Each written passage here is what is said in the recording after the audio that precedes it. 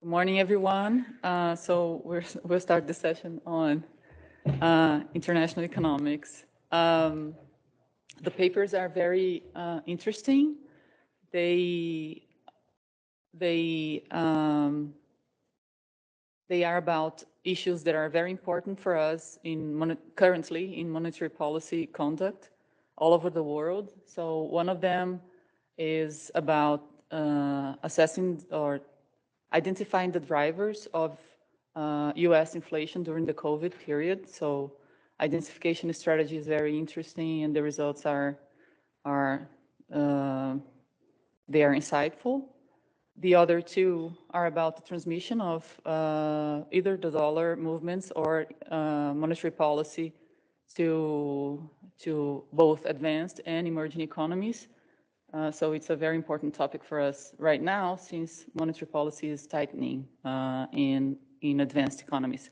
So we start with Summer's presentation. So each presenter has 20 minutes, and then it's followed by a discussion with 8 minutes, and then we open for questions and the presenters reply to the discussant's comments. So start, Summer, the floor is yours. Right. So thank you for inviting me for the conference. The paper is the effects of the dollars on the emerging market economies, and the idea is to focus more on the channels and impacts, which is kind of also what Giovanni does in his paper later.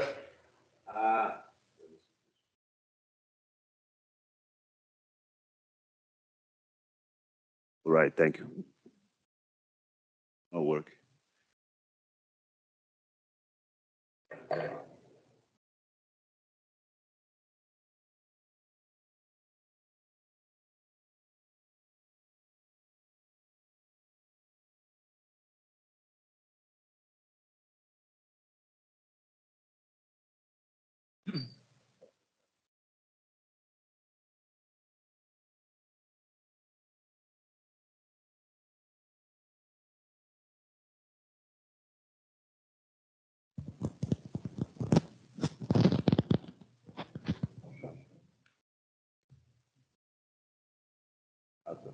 Aspetta,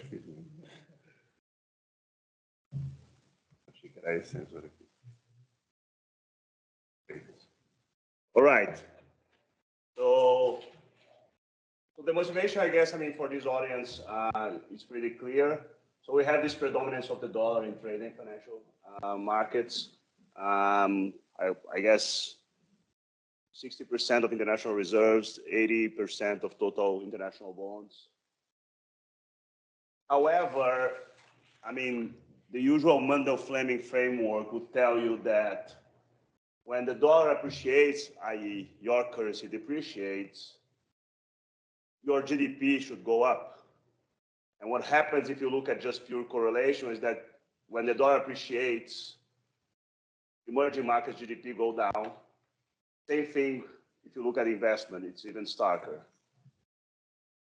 So the idea here is to show these different channels and say, okay, why, is that the case? Because this is just a correlation, right? And if it's the case, why this happens and what are the transmission channels that are relevant for that? So I usually start with what this paper is not about, and it's not about how the dollar moves. So I know that people tell me that the dollar is endogenous, so you shouldn't put shocks in the US dollars and all that. But the key idea here is kind of a Mies and Rogoff idea, which mainly that in the business cycle horizon, using macroeconomic variables to forecast exchange rates is useless. So the idea here is that, the movement in the short run does not depend on any of the macro fundamentals that we'll see here. A natural experiment for that is that we at BW won the top 5 exchange rate forecasts this year, and we used the random walk. So, so at least, for this last year, it worked pretty well. Anyway, this paper is agnostic about the sources of US dollar movements, and I'll see just if you give a shock to the US dollar, how actually it affects emerging market economies. So how are these dollar movements transmitted to emerging markets? You have this traditional trade channel. You depreciate your currency, exports go up, imports go down, and then you should have higher output, higher investment, and all that. There are some mitigating factors that were discussed. I'll list 4 of them, and then we'll see later how they interact. So first of all, global value chain integration. So if you have very high global value chain integration, your exports and imports should co-move. So in a sense, you mitigate a little bit this channel, which is exports up, imports down, because they should go in the same direction. Then you have the dominant currency paradigm, and Gita was here 2 days ago, and she works a lot on this topic. And it's mainly saying that you have the prevalence of dollar invoicing in trade. So in a sense, when your currency depreciates, usually what would happen if you look at producer currency pricing, the price should move, and then the demand should respond to that.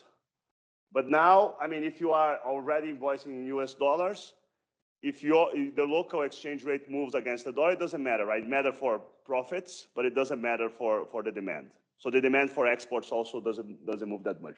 So this kind of mitigate the response of exports to dollar movements, and this one mitigates the divergence between exports and imports.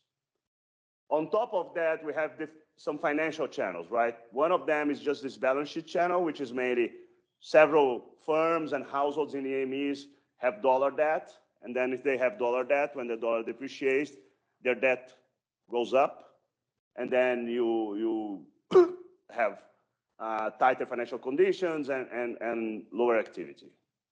And then you have the monetary policy credibility channel, which is mainly that if you have low monetary policy credibility, you have an exchange rate depreciation.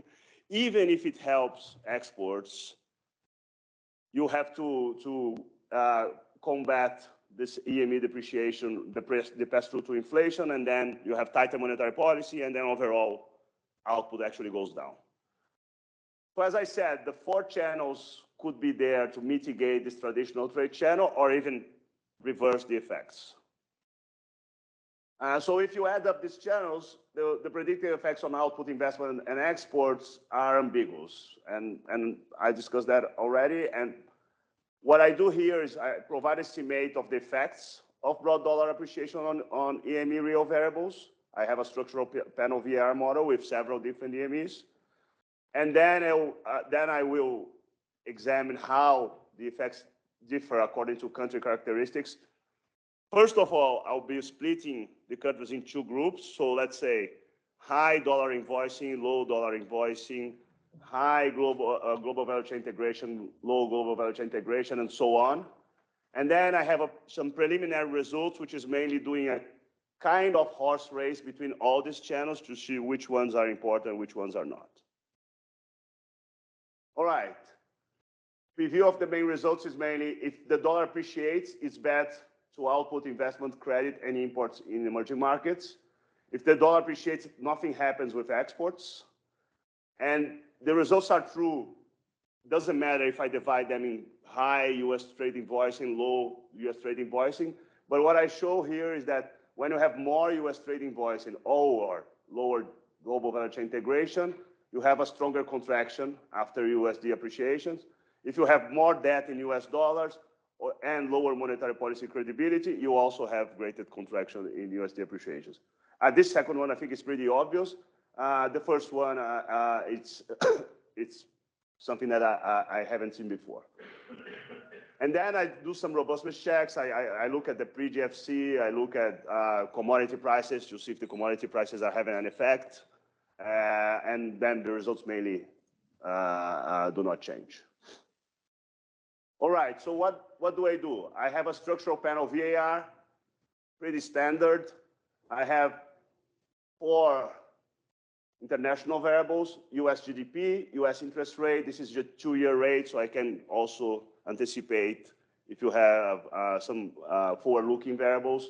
I have the VIX as a measure of uncertainty, and I have the US dollar here.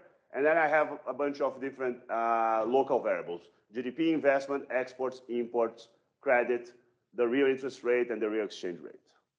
The identification is pretty structured, just Cholesky. I have this order here. So the exchange, the US dollar affects the variables contemporaneously, but these variables affect them only with a lag. And I have all these countries here. So I have some Latin American countries, Argentina, Brazil, Chile, Colombia, Mexico, Peru. I have South Africa, and I have a bunch of Asian countries also, Indonesia, Korea, Malaysia, Philippines, Thailand, and then Turkey. And this is estimated using quarterly data from 96 to 2018. I started in 96, mainly because I don't want to have to deal with the stabilization plans that we had in the early 90s.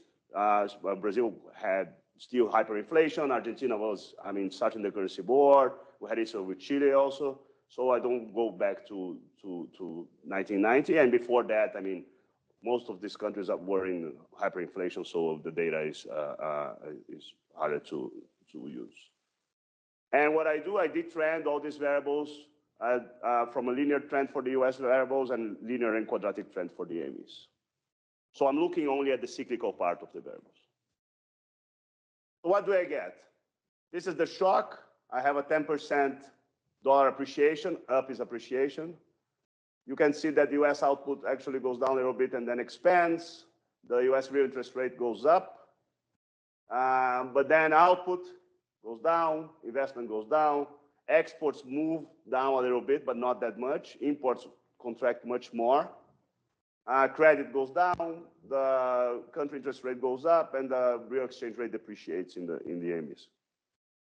So the general result is that when the dollar appreciates, it's bad for emerging markets.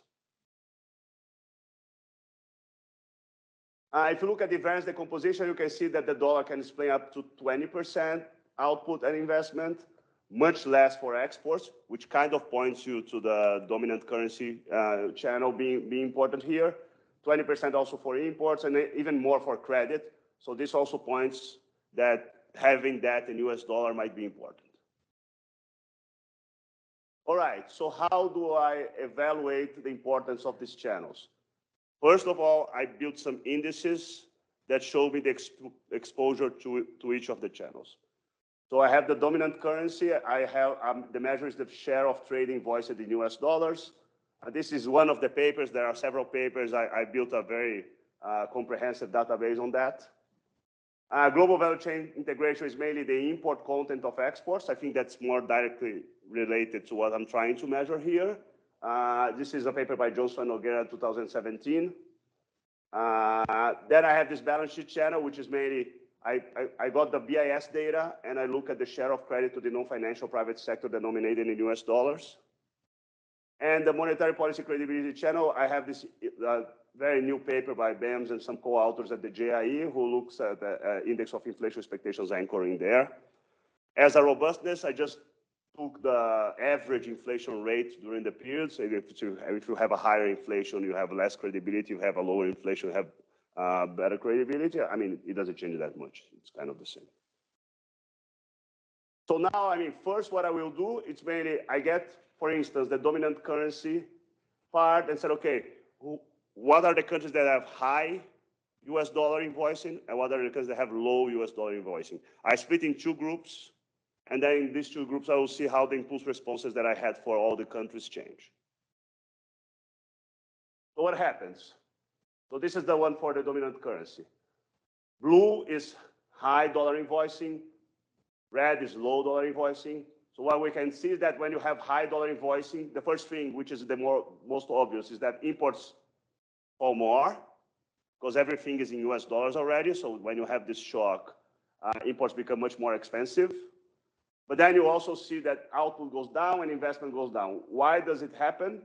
It's mainly because, if you import a lot of capital goods, for instance, then your investment will contract and then your output in the end will contract. What happens with the exchange rate is very similar. What happened with exports is very similar. What happened with credit is very similar also. Then let's move to the global value chain integration. So again, blue is high integration. Red is low integration. And as we said, when you have high global value chain integration, what happens is that exports and imports move pretty closely. So in a sense, you're mitigating the fall in imports because they are very related to your exports. When you mitigate the fall in imports, investment also falls less, and output also falls less. When you have low value chain, global value chain integration, it's the opposite. I mean, imports fall more, output falls more, and investment also falls more, and then you have this increase in the country interest rate at the same time. Then looking at the US dollar debt, this is, I think, more easy to understand. It's mainly if you have high dollar indebtedness, the dollar appreciates, so your exchange rate depreciates. What happens that your debt goes up, right? So output contracts more, investment contracts more, imports contracts more, but again, exports barely move. And then finally, if you look at monetary policy credibility, if you have low monetary policy credibility, which is the red one, the country interest rate goes up much more. And then what happens that the output contracts more, investment contracts more, and imports also decline more. All right, so I presented this paper in several different places, and so I got always the same question, which is mainly, okay, you showed us that all the channels are kind of working here, but which one is more important, which one is less important, right? So what I will show now is some preliminary results on something that I'm doing for the revision of the paper, which is mainly exposure factor analysis. What do we do here? We estimate the same VR that we had before, but now we have this other variable which is interacting the broad US dollar with this exposure index that we have. We standardize everything. So in a sense, we can now compare how the different exposure indices affect the effect of the US dollar. So we do that. I mean, I will not enter into details. We had some issues with an unbalanced panel here. We balanced the panel. I will not get into details here, but in a sense, I mean, we now work with a balanced panel. And then what we get is mainly this thing.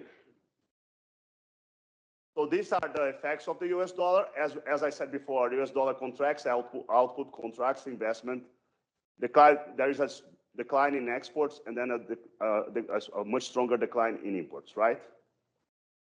Then let's look at the output line. So what we can see here is that this one is the US dollar debt. It's much bigger than the other ones, right? And the second one is monetary policy credibility. So mainly for output, what matters is more the financial channels than the trade attenuating channels. What happened for investments is similar, but not so stark. What happens here is that the US dollar debt is also very important, but you can see now that the dominant currency thing is important. Why? Because if your imports of capital goods are all in US dollars, when the dollar appreciates, they become pretty expensive, so the investment is more affected. So output, I think it's not even significant, it's zero, but investment is really affected because you have this channel here. Having less monetary policy credibility is also close to as important as this one, but you can see now that's more balanced, right? When you look at exports, and we know that already, what really matters is the dominant currency thing.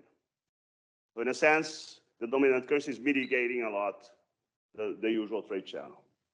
And then when you look at imports, what you mainly have is that all these ones are pretty small, and what really matters is being in a global value chain or not. Why? Because again, I mean, if you are in a global value chain, exports are not moving that much, and this thing kinds of make you also not move much.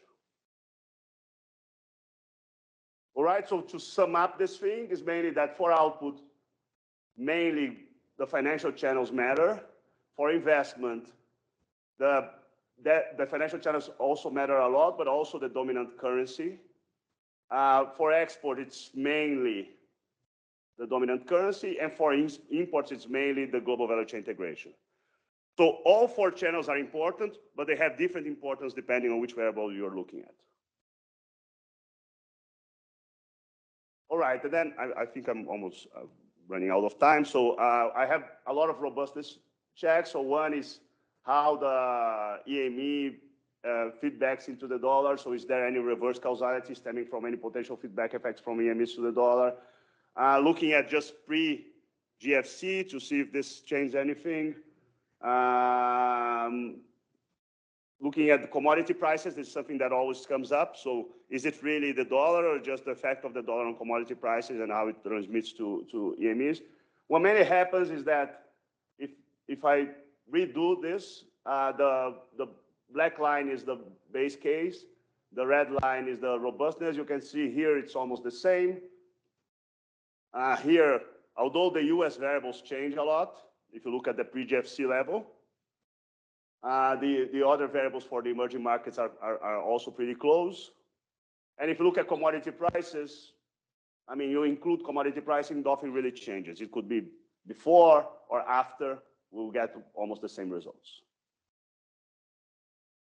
All right, so to sum up, what I showed here is mainly that raw dollar appreciations led to GDP investment and credit contractions in emerging markets, and they have a very small effect on exports. This is true regardless of how you split the countries. So this results kind of suggest you that the channels that weaken or reverse the traditional trade Mundell-Fleming channel should be given greater attention. And then, as I said, I mean, the very important thing here is that the empirical model is agnostic about the exact source of dollar movements. And we'll see in the other presentation that we'll have today, for instance, that, I mean, if you have a US monetary policy shock, there is one transmission to the local variables. But probably if you have a fiscal shock, it might be a bit different. I'm kind of, I mean, abstracting from that and just showing the general effects of, let's say, the average effect of a shock in the US dollar. And that's it. Thank you. Thank you, Summer. So now, please. Okay. I'll try presenting when sitting. Not very common that I do this, but I'll try it. Okay, let's see. But first of all, thanks for inviting me to discuss this paper and also to present my paper soon coming. It has been great conference. I really enjoyed it. Thanks for organizers again. So I'm now gonna start with summarizing Samir's paper. So here the question, the paper is really motivated by the fact that the responses, EME responses of output, investment, and spreads are not in line with the typical predictions of typical new Keynesian open economy model. When you think about typical new Keynesian open economy model following a USD dollar appreciation, this is expansionary for the domestic economy, mainly because of the trade channel, right? Increasing US dollar means local currency depreciation, a higher trade balance, higher exports, lower imports, therefore expansionary for the domestic economy. In these typical models, domestic financial conditions are really not that much affected by this US dollar because we have flexible exchange rate, we have UIP condition, right? And domestic financial conditions are mostly driven by monetary policy, domestic monetary policy. And that's not affecting the domestic demand much. Therefore, the trade channel is really the most important channel in the typical model. However, in the data, when we look at that, USD appreciations are associated with contractions in EMEs, not expansions. And this is not very surprising. There are other papers that show that capital outflows from these economies are associated with, again, contractions. But in this paper, Samir is mainly looking at, instead of quantities, he's mainly focusing on the dollars, the price of these capital outflows. And then he asks, does this relationship only hold as a correlation, or are there any causal channels through which a stronger dollar leads to contraction in EMEs?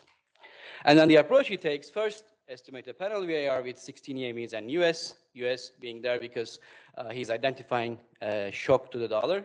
So he needs some US variables. And then he shows that the US shocks, dollar shocks are important source of fluctuations, and appreciations, so dollar shocks, positive dollar shocks lead to decline in GDP, investment, and real credit, as well as an increase in EME spreads.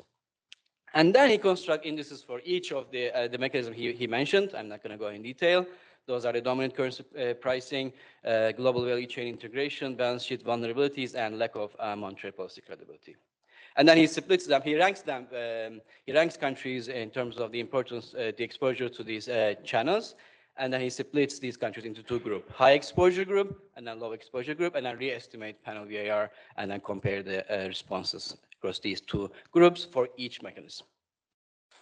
So my comments, I have one main comment, in fact, I think something that he was expecting. I didn't get the revised version, so my comments will be on the first version of the paper.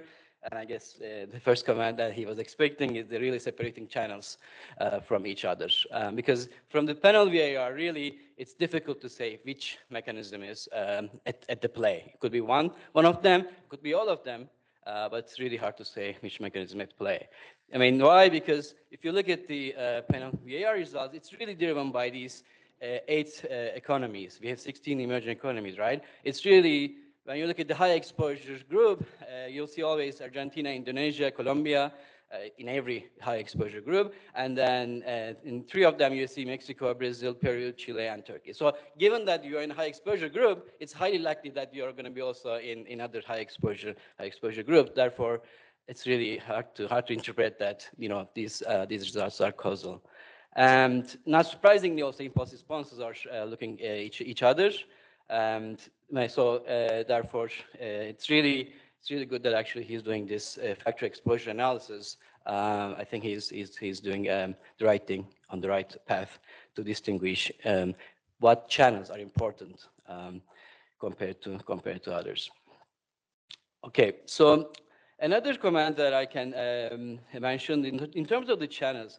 One channel here, in terms of financial channel, he's taking on the balance sheet channel, but I think there are perhaps other channels that, you know, that could be important for emerging economies. And here I would like to stress perhaps the risk premium or term premium, so-called portfolio balancing channel via segmented asset markets, also studied in Blanchard et al. In 2016. So the idea here is, I mean, suppose you don't have any balance sheet vulnerabilities or low MP credibility, but higher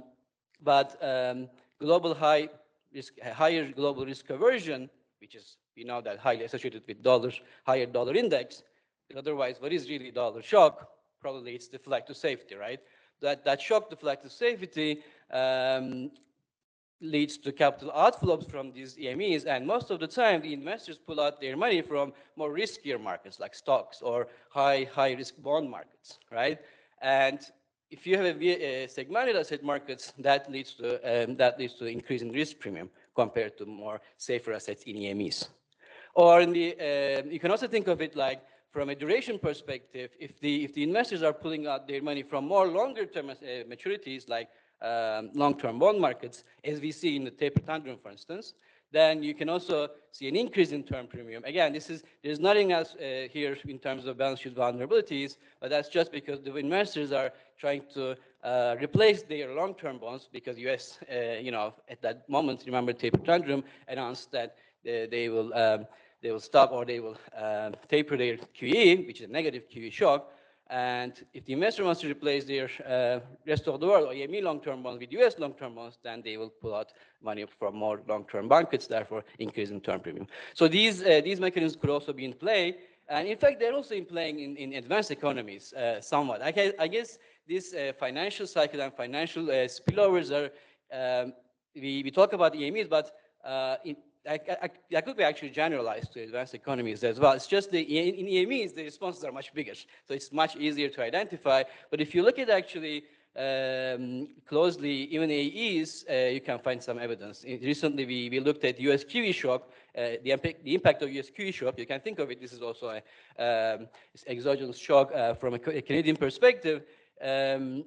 Depreciation of US dollar, so appreciation of Canadian dollar, is actually increasing Canadian GDP, increasing loans, investment asset prices, financial stress index falls, excess bond premium falls. Similar, again, financial channels are at play here, even in advanced economies. It's just, you know, in EMEs, it's much bigger.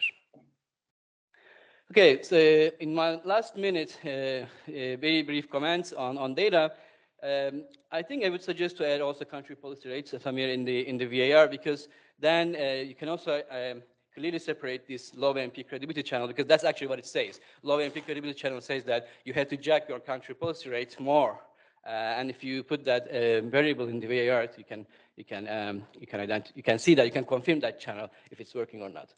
The other thing is that the balance sheet vulnerability. Here, remember, the measure was credit to non-financial private sector denominated dollars, so dollar credit. I think it's a good measure for firms' vulnerability, but I'm not sure it's really capturing banks' vulnerability. Because in the paper, Samir also talks about these currency mismatches of banks, which could be the case if you have dollar liabilities, and when dollar increases, therefore banks might be in trouble, and balance sheets might be constraints might appear there. But in this case, with this measure, actually banks would be happy, because if they have more dollar credit to private sector and dollar increases, so banks' balance sheet actually would be loosening, right? So perhaps another index could be looking at more banks' vulnerability capturing currency mismatches. Then you'll have actually two balance sheet vulnerability, focusing on one, firms and banks. Okay, I don't have any time to discuss any more comments, but we can discuss more. These are more economic risk comments, but we can discuss more. Thank you. Thank you very much, Serdar. So first, I'll open to questions. Okay.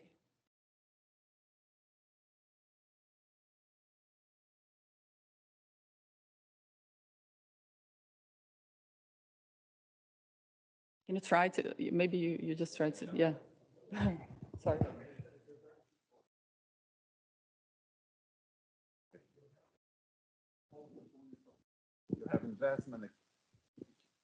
You have investment, you have exports and imports. One could argue that consumption can be affected as well by the dollar movements. What I would suggest is that you include consumption, and then you can derive output as from the sum of the components. Yes, please. Good. I agree. Really nice paper. So I have two suggestions and one question. So on the suggestion side, I think on the dollar leverage measure, it'd be nice if you did dollar credit over GDP straight, because it's not you can have like a super high credit country, but part of it in local currency, and it's going to water down your dollar credit measure, right? And then related to Serdar's first point, I think there's this nice data set that the IMF put together, forgetting the name of the authors, but in terms of who holds your debt, your FX debt and your local currency debt. And that could be another dimension that could matter here. And then in terms of questions, I didn't quite understand what's going on with exports, because on the IRFs, they seem pretty much one on top of the other. But then in your variance decom, I didn't quite understand the variance decom you did at the end for the horse race, but it looked like DCP really mattered for exports. But then in the IRFs, when you sort the guys on the DCP dimension, it doesn't make much of a difference. So just curious about what's going on there. No.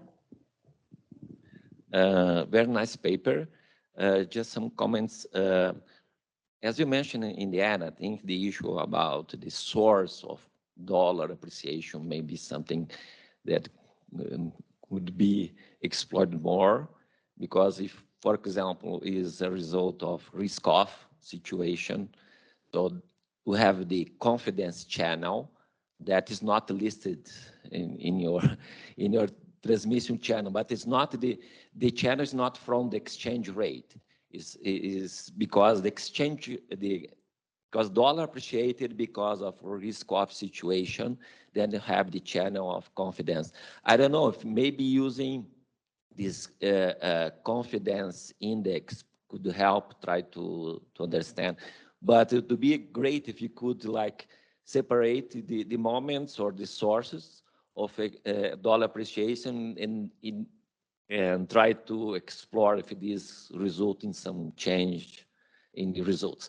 And last question is, have you tried to work also if for example, if the country is more like a commodity exporter or not, if it is affect, if it has a high dependence on oil or not, if this affects your results. Okay, thank you, but a very nice paper. Is there any other question? Yes, please.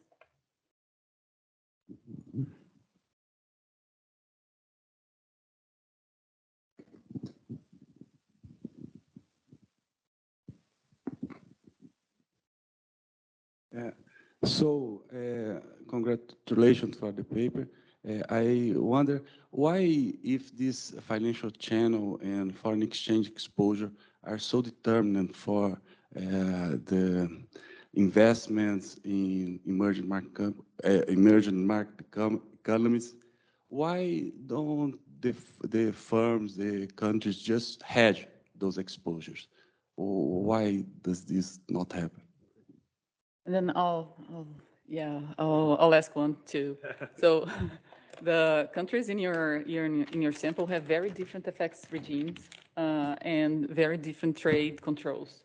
Some are very close, although they are close to exports, although they are very integrated in the GVC. So have you considered controlling for this? No,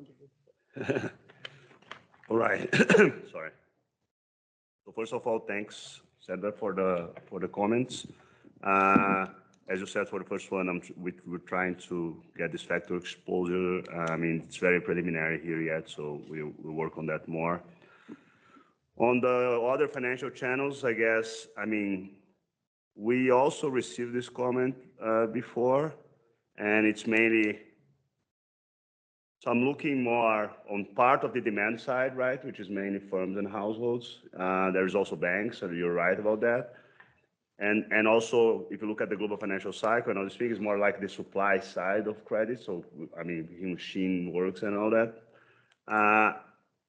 We tried to include that, but it was, I mean, at least it was harder for us to do it. So we decided to keep it more simple on this thing. About the country policy rate, it's important. You're right. We use more the risk premium just to kind of see exactly, capture a little bit if we have a risk shock. But you're right, for the monetary policy credibility channel, maybe we should have the policy rate. The issue with the policy rate is that for some of this, especially in the early part of the sample, there's not really a clear policy rate. Argentina, for instance, is a country that comes in mind. But anyway, I think we can try to include that. Then, I mean, from their comments were kind of similar. So including consumption, yeah, we don't have consumption because we have GDP. But in a sense, I mean, we could just substitute GDP for consumption. The exposure index, looking at the dollar debt over GDP might make sense. I haven't thought about that. It was more like, I mean, how the composition changes, but it could make sense. And then your comment about the exports and the dominant currency, so this is one thing that's important. I mean, when you look at the data, almost all the countries that have very high US dollar invoicing. So that when you split, and that's why the split in the dominant currency is not that good, because I mean, you go from 80% to 95%. So in a sense, all of them have very high dominant currency exposure. So in a sense, when we go to the factor analysis, it becomes more clear why the exports are not moving. It's mainly because everyone mostly have very high US dollar invoicing here. The only country that doesn't is Turkey, because it's more related to euro than to the dollar. But the Asian countries and the Latin American countries mainly invoice in US dollars. So that's why it's, I mean, when you split, it doesn't look like it's very different, but it's in the end. About the sources, I mean, I agree, but as I said, I mean, we try to decompose. The issue is that you usually end up with the exchange rate disconnect issue, which is mainly if you look at the business cycle frequency, you put a lot of different macro variables there and nothing actually explains the dollar, and the shocks is almost as if you're just looking at the dollar movements. One thing that was more promising was looking at news shocks.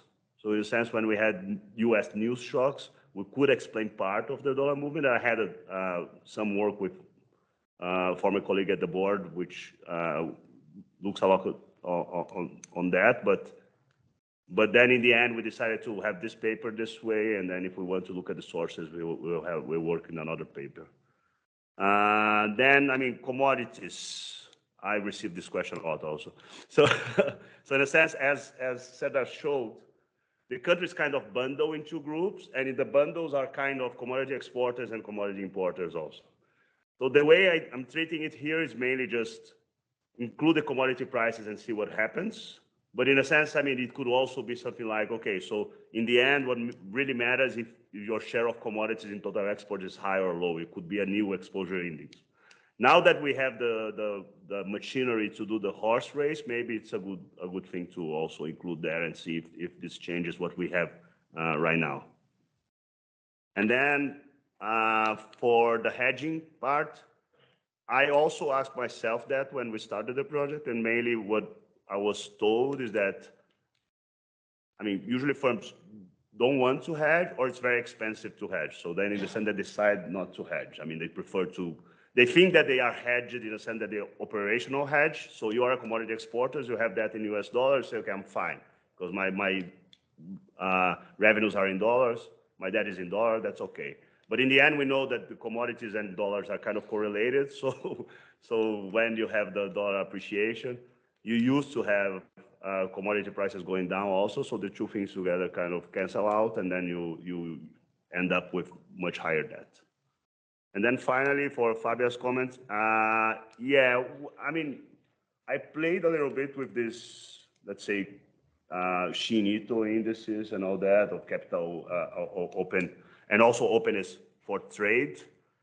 Again, openness for trade was very similar to the other splits, just because, I mean, Asian countries are very open and Latin American countries are more closed. So we kind of got more or less the same again. And so I decided to take it out, but maybe now we could include it again.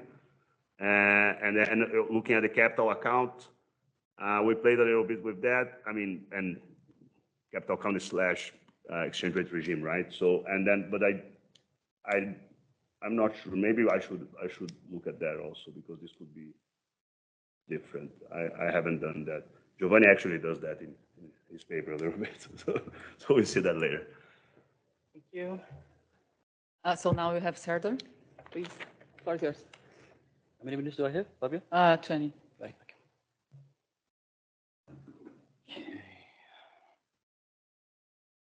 Okay, well, thanks again. So this is a joint work with Kerem Tuzcuoğlu from Bank of Canada as well. So here we are basically trying to identify various supply drivers of US inflation since the COVID-19 pandemic. So we all know that inflation has been quite a big topic over the last 2 years, and it reached, by June 2022, it reached a peak of 8.9% year over year in the US. And in this big recession, the one area was really different during this recession on the inflation was the supply factors mentioned a lot, both in the press, the news articles, and on the recent research as well. So here, people talked about global supply chain disruptions because of all the lockdowns all around the world, and which increases the price of intermediaries, imported intermediaries, as well as the shipping costs. Also, oil shocks mentioned a lot after the Ukraine war, and also following the OPEC decisions. Labor shortages mentioned, affecting wages, and therefore the mechanism years after wages affecting also inflation. People also mentioned that labor maybe regained bargaining powers, with all these quits in the US, and now they can actually charge higher markups. So wage markup shock that I'm thinking here. And some also argued that firms actually take advantage of this high level of inflation, and now they can easily pass through their costs and increase their profit margins. And lastly, lots of papers looked at the impact of a pandemic on labor productivity. Here, there's not consensus in terms of which direction it could affect inflation, because pandemic increased somewhat labor productivity if you think about all the digitization, but also some argued that during the pandemic, actually, it affected, for instance, married people with kids negatively. The productivity affected negatively. So its impact on inflation is somewhat inconclusive. So here we want to understand the different supply factors, and we think that it's important to differentiate these different supply factors, because some of these supply factors might be transitory or might be affecting more short-run aggregate supply. If you think about it, typical intermediate macro model, it's short-run aggregate supply and long-run aggregate supply. markup shocks you would think more affecting the short-run aggregate supply, but whereas the others more we think supply bottlenecks affecting more the productive capacity of the economy, which sometimes we call it flexible price potential output. So it's important to identify these different supply factors. Also for other government authorities, if it's coming from a specific sector like oil shocks, for instance, perhaps you might want to consider some policies targeting oil markets. So recent research focused on demand supply split, but didn't really separate different supply factors. This is where we are coming in. So we identify these various supply factors in a VAR model, structural VAR model with 8 macro variables. We have US variables plus 2 global variables, oil price, as well as global supply chain pressure index. And we have 6 supply shocks, as I mentioned in the previous slide: global supply chain, labor supply, labor productivity, oil price shock, price markup, and major markup shocks. And 2 demand shocks. Here, demand side, we are focusing on the supply side, but for completeness, we have 2 standard demand shocks, aggregate demand and monetary policy shocks. We're going to identify these shocks using assigned restrictions, but especially for the supply chain shock, as I will show you, to strengthen the identification, we will use narrative and various decomposition restrictions. And our results show that the global supply chain shock and oil price shock are the biggest contributors to inflation, in the increase in the inflation in the US. Those 2 shocks have the biggest contributions. Labor shortages, it's mentioned a lot in the US, has important effect on output fluctuations, but it has much milder effect on inflation. The sign is right, and it's quite persistent if you think about it, but in terms of the size, its importance is quite small. And the reason is going to be mainly because its impact on wages is really small, labor shortages. This kind of makes us to rethink about this, putting more emphasis on the labor market tightness on output gap and inflation. Kind of makes us to rethink this mechanism. Markup shocks are starting to be significant, especially towards the end of the sample, when inflation is already high.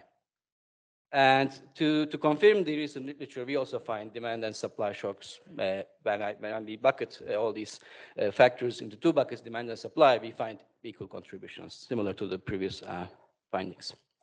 Okay, so I'll skip the literature, but as I mentioned, different papers looked at different factors separately. Here, we are trying to identify the importance of each factor. And we have data since 1998 to 2022, June. And the reason why I start 98 is because one of our variables, namely supply chain index, starts at 1998. So the variables are real GDP, CPI, federal funds rate, and when it's binding it to 0, we use the shadow rate. Real wages, total hours, participation rate, real price of oil, and global supply chain pressure index. Probably all of us here are now familiar with supply chain index, but there's someone not familiar. This is an index constructed by the Federal Reserve New York and by these authors, and they capture basically the global supply chain conditions by looking at global transportation costs as well as supply chain issues related to supply chain, such as congestions, delays, backlogs, and truck drivers, for instance, shortage of truck drivers, etc. And they net out the demand effects by taking out the impact of new orders from this index, so that the index is focused mainly on supply chain issues. The model is a VAR model, Bayesian VAR model with 3 legs. We have shrinkage, Minnesota style shrinkage, and we identify.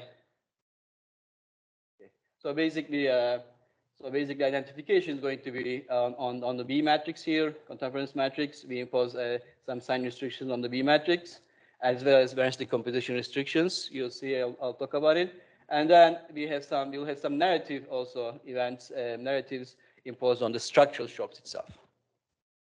So on the sign restrictions, let me first start with the sign restrictions, and then I'll call it the narrative restrictions. This is a big matrix, but let's first focus on the inner box, where I put the thick borders, where we can identify those 7 shocks, except the supply chain shocks, with the sign restrictions. Here, the science here basically comes from our standard Niemke models from Gully Smith-Waters models. I mean, all the responses here, if you just look at the Gully's textbook, participation in unemployment chapter, it's the same responses. So mainly, the one thing I can mention here, demand shocks are separated from supply shocks, mainly because of its impact, differential impact on GDP and inflation. And among the supply shocks, the separation really comes from the impact of these supply shocks. These supply shocks on the response on the labor market variables. Okay, so that's where the separation comes from. I'm not going to go over all of it, but for instance, let's look at the labor productivity shock. Okay, how is it different than price markup shock? Basically, because of its impact on ours, right? On the price markup shock, which lowers the real wages, therefore lowers the labor supply, ours, whereas the labor productivity, because the model has price stickiness, it's demand-driven, output is demand-driven. When there's a fall in labor productivity, firms actually increase their labor to meet the demand, right? So that's where you get the distinction. Also on the labor market shock between wage markup and labor supply shock, for instance, where you get to the separation is through the participation rate. And for oil, we follow the typical literature in the oil. Well, the shocks that are lowering the current GDP lowers the demand for oil, therefore has a negative response on oil prices. And of course, the oil price shock, which increases inflation, is by itself, by definition, increases the oil price. Oil price is positive. Okay, so these are the identification of those 7 shocks, but now this is not enough to identify supply chain shock. If you look at the supply chain shock column here, okay, I should have mentioned that the columns here are the shocks, not the rows, the variables. If you look at the supply chain column here, with only signs, we won't be able to get good identification. Therefore, strong identification. Therefore, we have these extra restrictions, narrative and variance decomposition restrictions. Here, we basically impose restrictions on the structural shock itself by picking these events. These events we have in the paper for each of these events, we have quite a bit of justification and references, but you might also familiar with these events. You know, those are the events, either disasters, accidents, or lockdowns, recent lockdowns, which we think should really create supply chain disruption shock. Okay, this kind of eliminates basically, this kind of strategy eliminates basically some of the other implausible shocks. Okay, and so of course, obviously the restriction here, it's going to be positive. Supply chain is going to be positive, but for 3 big events, which we think has much bigger impact on a supply chain index, we also put magnitude restrictions. Okay, because we think these are going to be these were discussed in media and research quite extensively. Therefore, we thought those are the biggest events and should have some magnitude restrictions. But we did some robustness tests without magnitude restrictions as well, and the results are quite robust. We also have variance decomposition restrictions. Basically, this tells us the supply chain shocks explain most of the variation in the index. That is basically related to the fact that we think it should be the most related to the supply chain index. The shock should be most related to the supply chain index. And also, given the fact that this is a global variable in the US model, we thought the global shock should be explaining the biggest portion of this index. Okay, I'll skip this. One thing I can also mention here to convince you, I mean, with these extra restrictions, we have better identification. Here I'm showing you the variance decomposition of the index, supply chain index, and the contribution of each shock to this index. You see, without a narrative or without any narrative and variance decomposition restrictions, with only sign restrictions, all the shocks are affecting index equally. I mean, this is actually, if you see something like this, yeah, you can say that the identification is not, this is the ex post identification I'm looking at here. It looks like the identification not there. And so this is not surprising when we add the narrative, now the impact of supply chain shocks on index is increasing, and it's mostly coming from the labor supply and oil price shocks, which is not actually, which makes sense if you think about these events. If you don't have narratives, then this shock could be mixed with labor supply shock in the US or an oil shock in the world. And when we have variance decomposition, it reduces the contribution of other shocks uniformly. When we have it together, as you see in the last row, the contribution of the supply chain index on the supply chain shock on index is increasing 40%. Together with the other global shock, oil shock, it's around 50%. So the 50% of the global supply chain index are explained by the global shock. The rest explained by the US shock. Okay, now in the remaining 5 minutes, let me talk about a little bit about results, historical decomposition that we have since the beginning of the pandemic. So here I plot all the contribution of all these 8 shocks we have. It's a bit of a yes. Okay, it's good. At least we have the colors. So here we have the demand factors are blue and the orange colored, and the rest is the supply factors.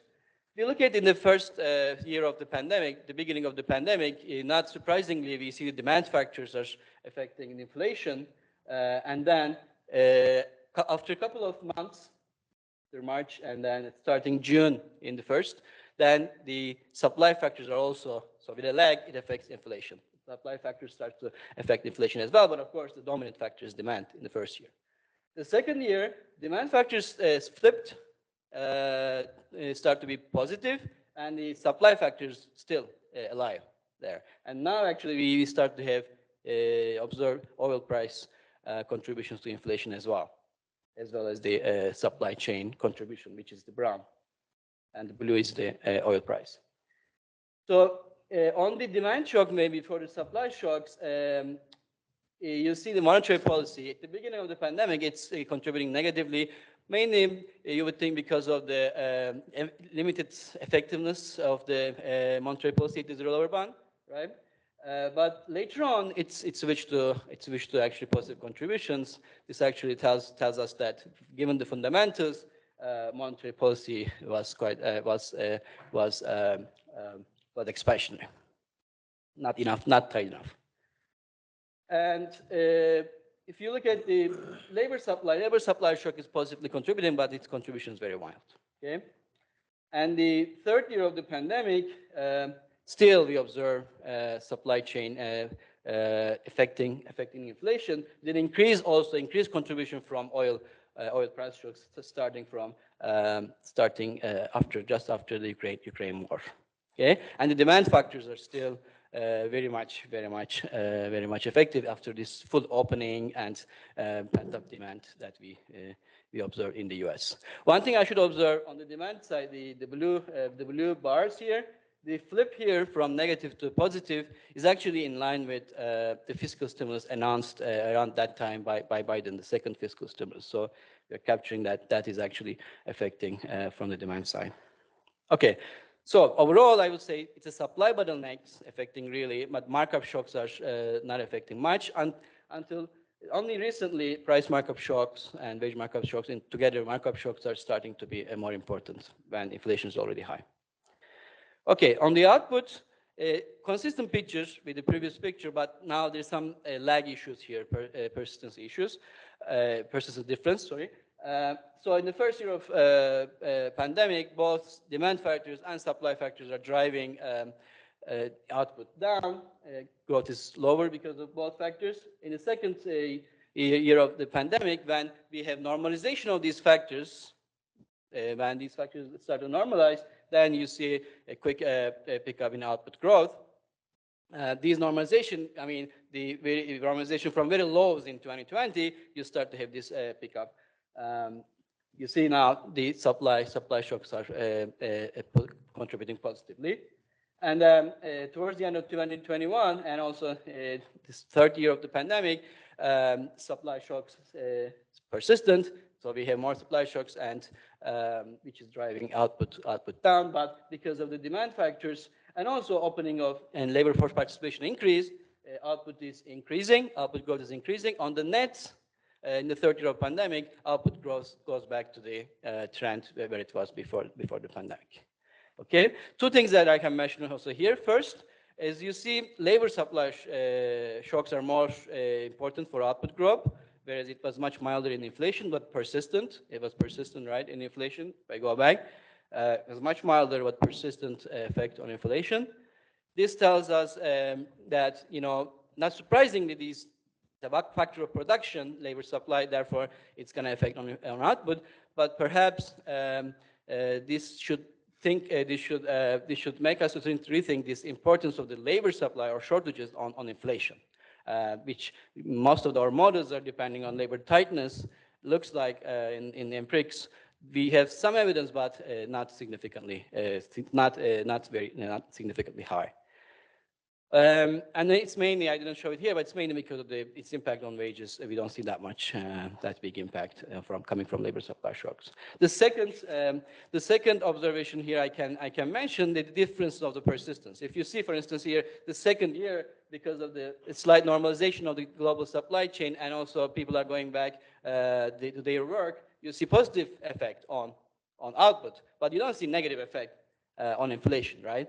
That's because of the difference of the persistence of impact of these supply shocks on the persistence of output and inflation. On inflation, we actually see much bigger lags. These supply chain issues are becoming, or in general, the supply bottlenecks have much more lag effect on inflation. This is also kind of makes sense because perhaps at the beginning you have some inventories on the firm side, right? So you can weather some of the demand, but the impact on inflation is coming much later, and also with all the stickiness, of course. Okay, so let me just conclude. So we have we identify these various supply side shocks, and our identification relies on sign and narrative and variance decomposition restrictions. And we do also robustness checks, and both on model side, different lag and priors, and on the different identification schemes. And the results are quite robust. Thank you.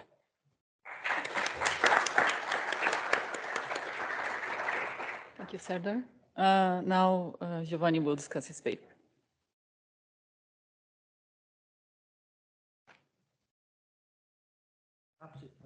See my slides. Can you hear me?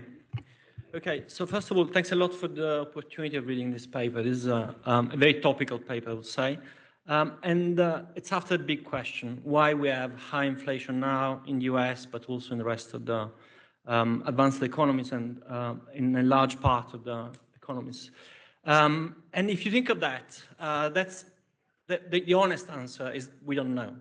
And if you think back at what Gita was saying on the first day, we seem to have doubts about many things at this point. You know, what are the drivers of inflation? Is there a Phillips curve? Is it flat? Is it steep? What are the effects of monetary policy shocks? What are the effects of fiscal shocks? And this should be cause for probably a pause and reflection in the profession about what we teach, how we value research, and what we publish in the end. But that's just for another discussion, not for today. So today is about this paper, and it's a very interesting paper, very ambitious, I would say. In a nutshell, they take a BR3 model, 3 lags, monthly data, 8 variables, and they globally identify the system. It means 8 variables, 8 shocks, everything is there. And they have a fairly comprehensive list of shocks, mostly on the supply side. So they have labor supply and productivity, oil, price and wage markups, and these are identified with sign restrictions. And then they have some demand shocks, demand and monetary policy, and then they have this new thing that is a global supply chain shock. And that's identified with narrative and variance restrictions. The results are the ones you see here that we were looking at before, and you know, they're reasonable results. There's not much else to say here. interesting response is mainly supply. However, and here is the role of discussant, let me be critical here, first of all, with the first sort of remark. If you zoom in the COVID period, you see a monetary policy was restrictive. Now, that's on the surface plausible if you think about zero lower bound, but if you factor in the huge amount of monetary stimulus through unconventional monetary policy, you might think that something in the model is amiss here. We are missing at least that dimension. And that might skew results in different ways. And, you know, another sort of short comment to start with, and then I'll try and elaborate on that. We have a very small model, a BR3, with monthly variable, and that might change results. It's true that in the paper they say the results are robust, but sometimes it's good to show them when they're robust. And my sort of experience is that when you add 9 lags, things might change because there's lots of correlation that gets absorbed. Now, my first comment is about sign restrictions. Sign restrictions are a standard way to identify things when we don't know how to identify them. And here, sign restrictions are fairly standard and comes from the intuition of a standard, almost frictionless model. And they are all contemporaneous impact restrictions. Now, if you think of it on an economy in which there are some frictions, perhaps there's dynamic adjustment, there might be delayed impact on some variables, then some of the signs on impact might be 0, and that will essentially undo the identification scheme, and that will cast doubt on the results. And you can have lots of good reasons to think that, for example, if you look at GDP, some of the signs for some of the shocks at least are potentially 0. There are arguments about monetary policy. I would disagree on those arguments, but you know, there's an argument. You can think that perhaps productivity does not impact immediately GDP, maybe with a delay, or prices. So here I think, you know, dynamic adjustment is important. Heterogeneity in dynamic adjustment is potentially important and might impact identification. The second sort of perhaps cheap comment here is that when we do the sign restriction, we have set identification, not mode identification, and that comes with larger bands than usual, and you have to factor that in somehow. My second comment is about how many shocks do we really have in the economy. Now here is a system that is globally identified, 8 variables, 8 shocks, and basically if you buy that scheme, you know everything about the economy. There's nothing else to know. Now if you think about my first remark, well, perhaps here something is amiss. For guidance, QE, and how about tax, government shocks, transfer shocks, financial shocks? All of these are potential shocks, and if they do exist, they will create essentially what is technically called non-invertibility in the system. And then it means that all shocks we identify are a linear combination of other shocks we don't really know much about. Now, what is the alternative? Well, perhaps the alternative is to have a slightly more modest approach in which fewer shocks are identified, shocks for which we have more kind of insight about, or a better way to identify, perhaps in an AB approach. And perhaps this paper real contribution is about global supply chain shocks, and perhaps a good way would be to focus on those. My third comment is about this main shock, this global supply disruption shock. And in this case, there's this new series, and we are thinking about new shocks. And the reason is that if you think about this new series, it's fairly, you know, not much is happening for most of it, but for the last period. If you zoom in, something exceptional is happening, and that's the reason why we built this series, because something new is happening, and now we are focusing on that. But somehow that will let us think that if we focus on the entire series to explain something is very recent, you might not learn much, because the shocks, or the dynamics of what was happening in the last part of the series is not common to the first. And the other comment is that here we are mixing very different things. We are mixing potentially things that are production or bottlenecks or transportation bottlenecks that might have different effects. There's a recent paper of people at Banque de France claiming that they have very different effects, but also this is a series that in principle is modeled out, is cleaned out of demand effects. But if you think of that, it's really difficult to do, because if you think about the way in which capacity constraint hits, that's a nonlinear effect. And you know, any sort of linear way to clean for that effects will not really work out. So maybe the mechanism is not the mechanism of these shocks, it's something else. And also, when you look at these some of the events that are selected here, think about Hurricane Katrina, well, maybe it's important for the US, it was a big thing, but it's just not in the series. You see, does not impact the series. And the question is then, how we select these events. Do we have a very US-centric approach in which, any hurricane is important for the world, or we think of this as a global series, and then we think about global events? My last comment, I think I need to stop, is just that if you look at what this restriction buy, maybe in the variance looks better, but it's not like they're buying a lot of identification. And there's and therefore perhaps there is reason to think harder about how to identify in a cleaner way this shock.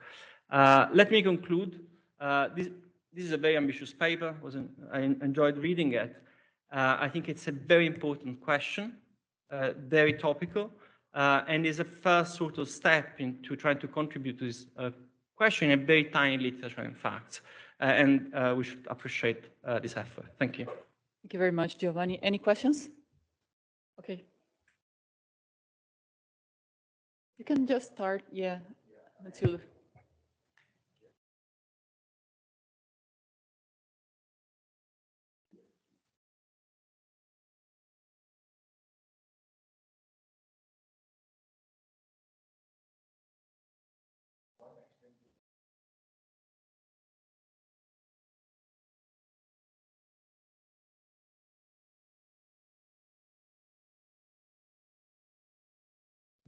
And secondly,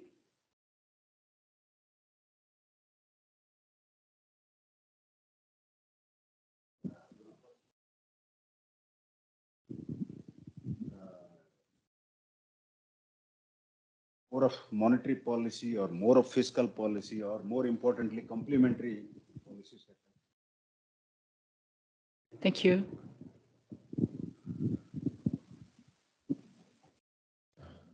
I think it'd be nice to maybe as a sense check to the shocks you're identifying, particularly in the kind of global supply chains versus labor market type shocks, to look at the reaction of goods inflation versus services inflation. My prior would be that for goods, supply chain should matter more. Services, labor, time dynamics should matter more. So it's something very cheap to do. So I'll definitely do it. Thank you. Lá no final.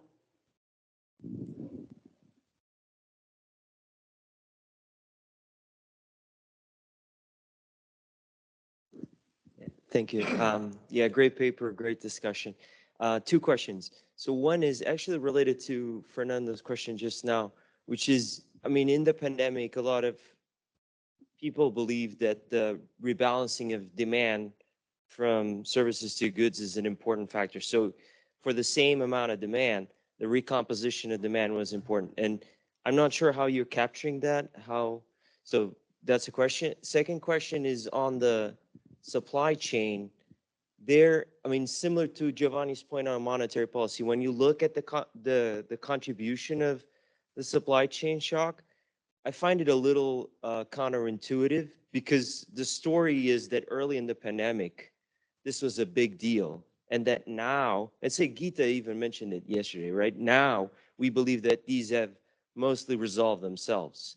And if you look at like different indices of like container, blah, blah, blah, that is back to pre-pandemic levels.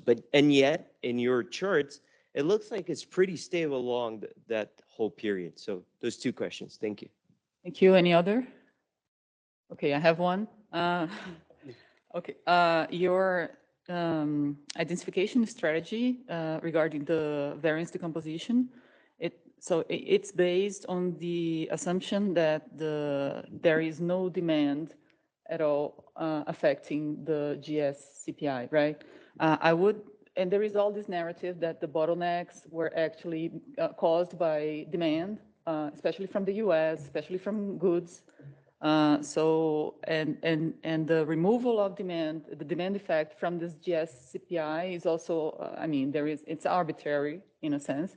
So I would recommend you looking at other supply shock indicators, and they can be quite different during the beginning of the COVID period. So now the floor is yours. Thank you. Thanks a lot, Giovanni, for discussion and questions. So, I mean, I have lots of to answer, but let me briefly mention a couple of things. Well, you're right. I mean, at the beginning of the pandemic, MP looks like a contractionary. I think this is standard. In fact, I was worried even if we're going to have bigger contractionary impact. If you take, for instance, the federal funds rate, not use shadow rates, then you're actually finding much bigger contractionary effects.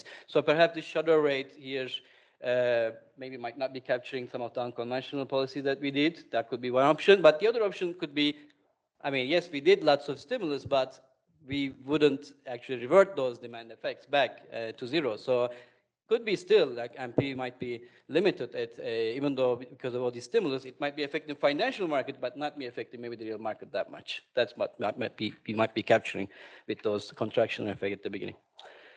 Second response to the dynamic adjustment, I agree with you. I think, actually, I like it. I like to put these sign restrictions a little bit later on because, I mean, I'm coming from a DSG background also. We know that, you know, the effects are usually coming on the later. But I mean, we wanted to go with the standard one and the impact restrictions, but we can do that definitely. Actually, I would prefer doing that too. And we can also do some magnitude to lower the uncertainty. We can also maybe do some magnitude restrictions because theory might tell us some elasticities, right? Especially, for instance, some shocks like monetary policy shock. We know that some range on the impact on GDP and inflation, so we can also do those restrictions and lower the uncertainty. On the non-fundamentals, I think this is a very good comment. My co-author said that there are some recent papers showing, you know, we can calculate the severity of these maybe non-fundamentals by regressing these shocks on some of the factors. And we can do that. I guess there's some recent paper by Paul Baudry and Frank Portier. They give some guidance on that, so we can follow it. And on the informative, yeah, the restriction on informative or not, I mean, you're right. I mean, when you look at those IRFs, you don't see a huge difference, although on the supply chain index, there is some differences, but maybe not big for you. But something that we are in the revised version, something we also introduced into the paper is the supply chain shock with the bands. There you can see that, you know, these narrative and variance decomposition restrictions actually lowering the credible bands quite a bit. So maybe for the IRFs, and we are not, IRFs are not really the first interest that we have in this paper, more like historical decompositions. But perhaps we can also look at historical decompositions for different identification schemes. I think there you can see the importance of this narrative and variance decomposition restrictions.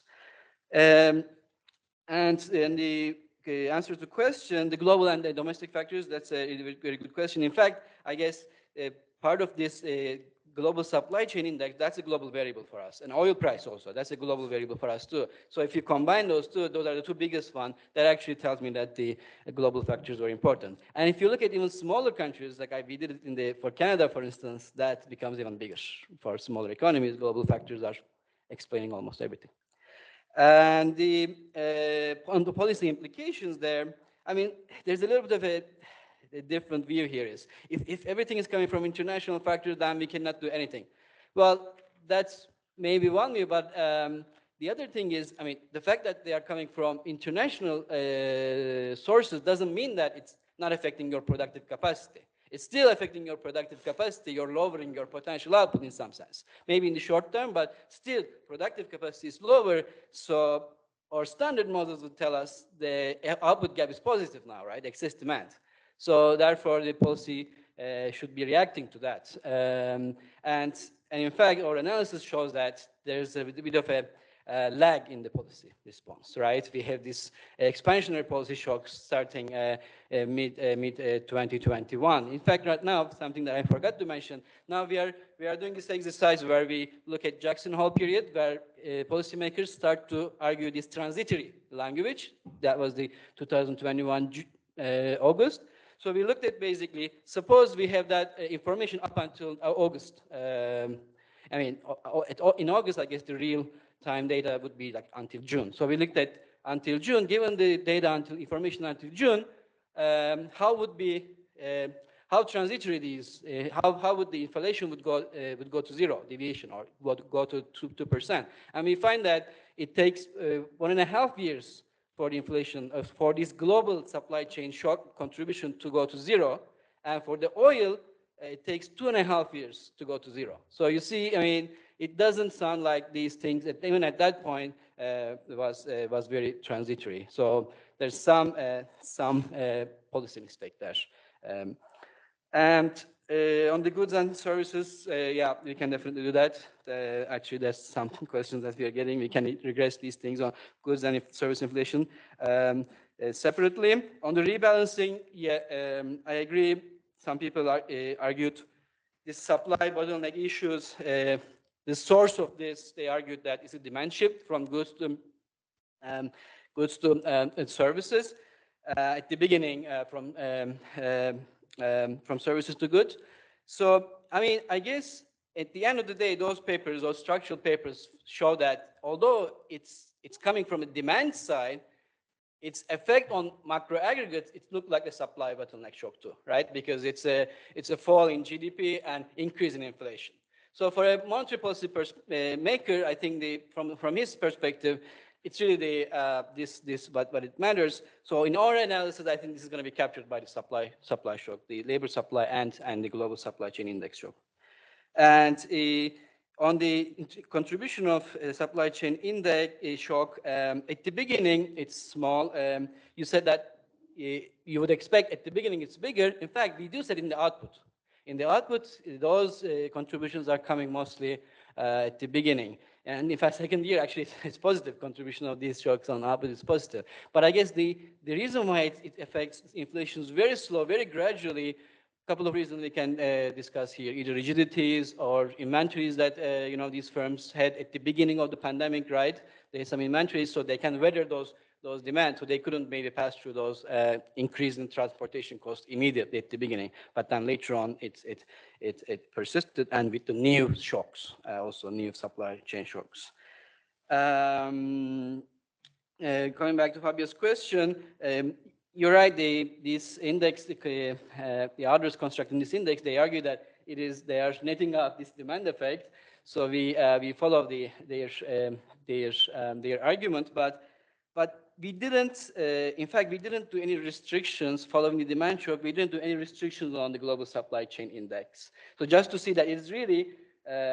Is it really changing the supply chain index? Because if you think about if you net out, if you claim that it's net out completely, then demand shocks shouldn't actually affect those supply chain index. But we do see some effect on the supply chain index, which kind of maybe shows that this analysis, that when they do take out this demand effects, maybe there's some more analysis that can be done here. They are using just like new orders. It might not be maybe perfect measures, because we find some demand shock affecting supply chain index as well, but we can think about it more. Thank you. Thank you. Thank you. Now we'll go to Giovanni's paper. Please, the floor is yours.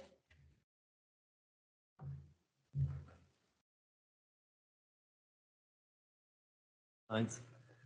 So first of all, thanks a lot to the organizer for including this paper in a fantastic conference. This is a paper with Riccardo and Simon. They are now at Banca d'Italia and Paris School of Economics. And therefore, I should make clear that the views of this paper are only the views of the authors, so not of Banca d'Italia or the Eurosystem. And what we do here is to try and think about how does US monetary policy affect the rest of the world. This is an important question. It's a large literature. It's not the first paper on this topic. It's not going to be the last. And when you think about how US monetary policy impacts the rest of the world, usually the starting point is a Mundell-Fleming model. We know that this two-channel, demand channel, exchange rate. Think about an easing that will boost internal demand in the US and import demand for third countries. At the same time, though, the easing in US monetary policy would depreciate the exchange rate of the US, making home goods more convenient to domestic consumers, and will rebalance. All in all, it's fairly benign. However, when you think about other channels, and there's an important discussion on financial channels with very different mechanism there, you also have to think that an expansion in the US will depress the yield curve and would appreciate risky assets, and in integrated global markets, this will transmit the same downward pressure on yield curve and upward pressure on risky assets abroad. And this looks like an easing abroad and is, again, benign, but we also know that when things then are abruptly reversed, things might go badly wrong. And there's finally a fourth potential channel that we propose in this paper that has not been discussed much, so it's kind of a novel contribution, we believe, and is essentially transmission of US monetary policy through the commodity prices that are priced in dollar that are very sensitive to US demand. So we look at these different channels and we try to have a sense of, first of all, what are the effects of US monetary policy and perhaps how different channels are relatively important. And this, of course, is an important question. I don't need to motivate it here, and especially now in the middle of a tightening cycle. So, however, it's also a difficult question to answer, and in order to sort of explain why, if there's any need for that, let me borrow from Bernanke Mandel-Fleming lecture in 2015, where he was taking stock of this literature, and he was proposing three sort of main stumbling blocks, if you want, in understanding this question. First of all, he was saying, well, policy actions are first of all endogenous to economic conditions, both US and global economic conditions, and are also signal of expected condition in the future. And it's hard to extract, if you want, the pure monetary policy shock, the exogenous component from all of what is endogenous to US and global fundamentals. The second point he was making is that there's a large heterogeneity across countries, both in terms of cyclical positions and in terms of structural features. And in order to understand transmission, we need to somehow take into account all of that. And the third point he was making is that in order to understand, and especially financial channels, we would need to have high-frequency data on leverage, risk appetite, capital flows, while we know that very often when we have them, they are at quarterly frequency. So it's lower frequency than the frequency at which monetary policy would happen. Now, what we do in this paper, we try and take on to these three challenges. And first of all, we use high-frequency identification, a state-of-the-art identification. In particular, we use a version of high-frequency identification that is robust to signaling effects, to completely control, or at least to control as much as possible for information signals about US economy and perhaps global economy. The second thing we do here to try and understand better heterogeneity is to have a rich monthly data set with 15 advanced economies and 15 emerging economies. We have over 150,000 data points, so it's a fairly large data set. May not qualify as pure big data, but it's a large data set.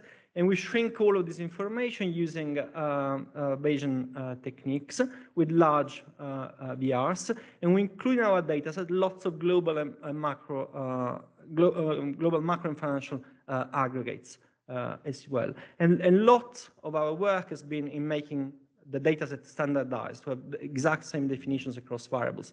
And that's not trivial when you have such a large pool of countries. And then we use both IMF balance of payment data, these are quarterly data, but also we have a full data set of financial condition indices that has been built by Cross-Border Capital. It's a small provider of data in London. It kindly offered us full access to the data set on global liquidity.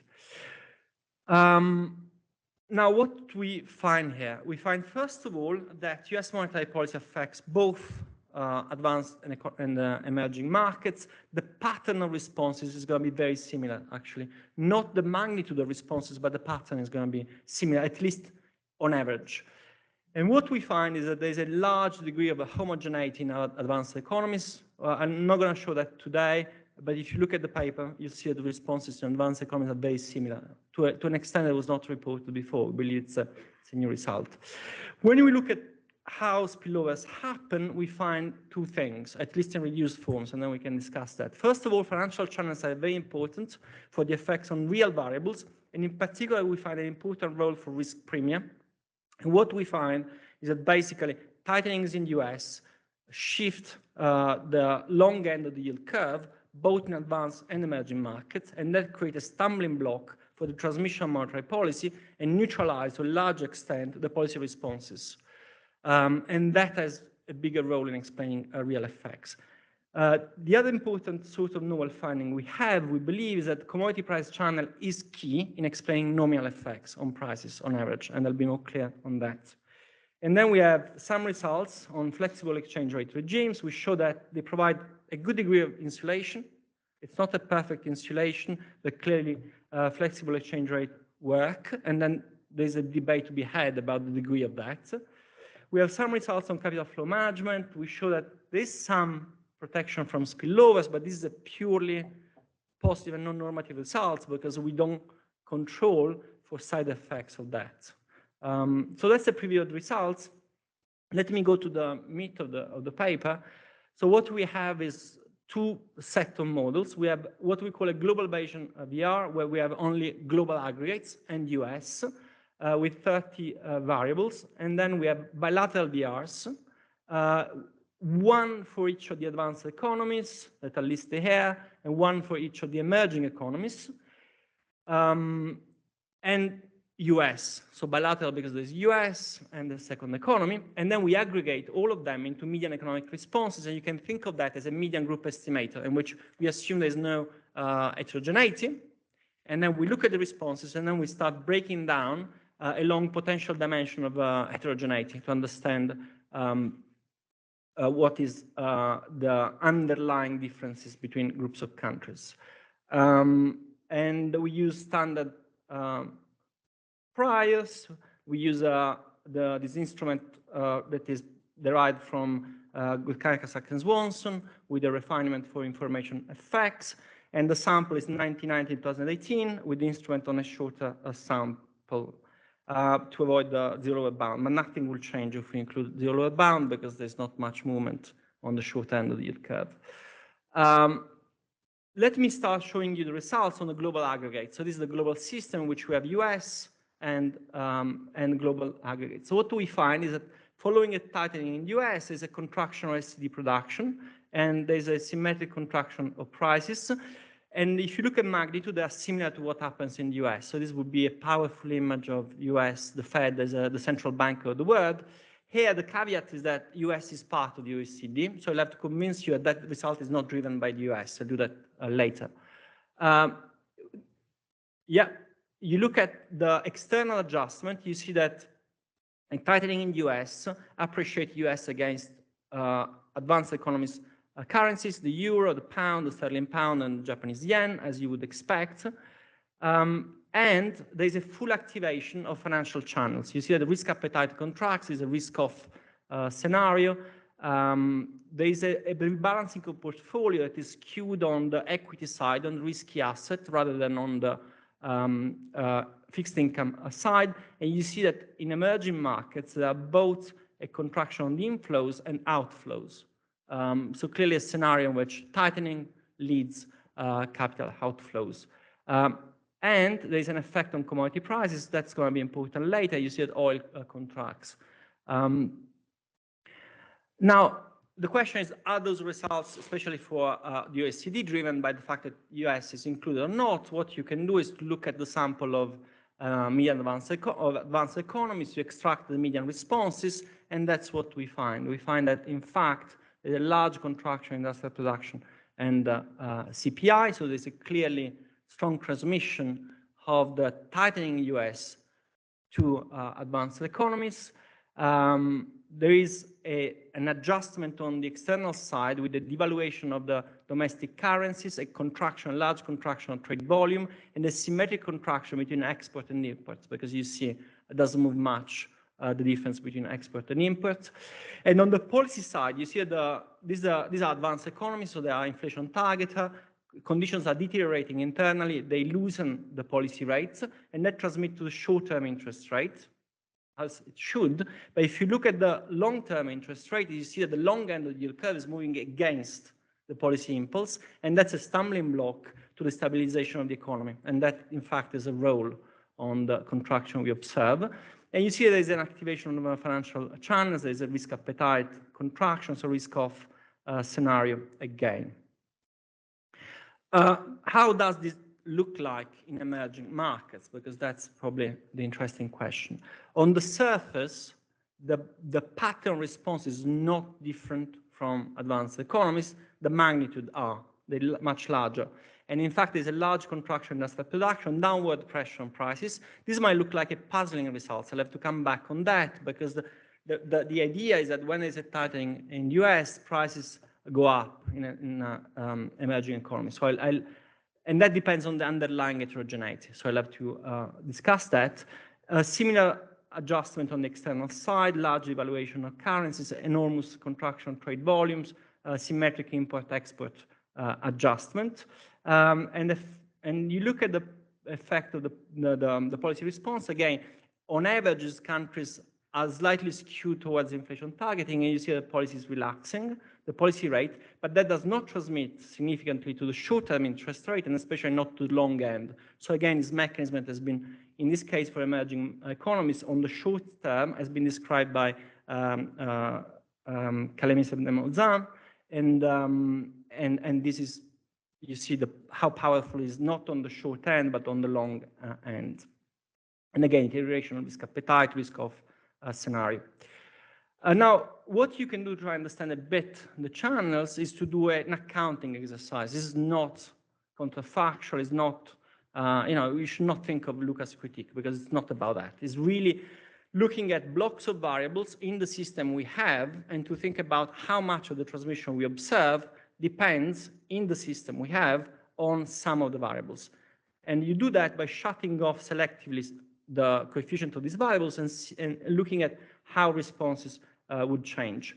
What we do here, we shut down first commodity prices. There are only two variables. And you might think, well, they convey forward information, but we have all of the financial variables in the system that are there. And then we shut down the part of the financial variables and the exchange rate. And what you see is that the biggest change we observe for production depends on financial variables. The biggest change we see in the CPI depends on commodity prices. That's an indication that commodity prices matter a lot in transmission to prices. And when you look at the same for advanced economies, you find the same result.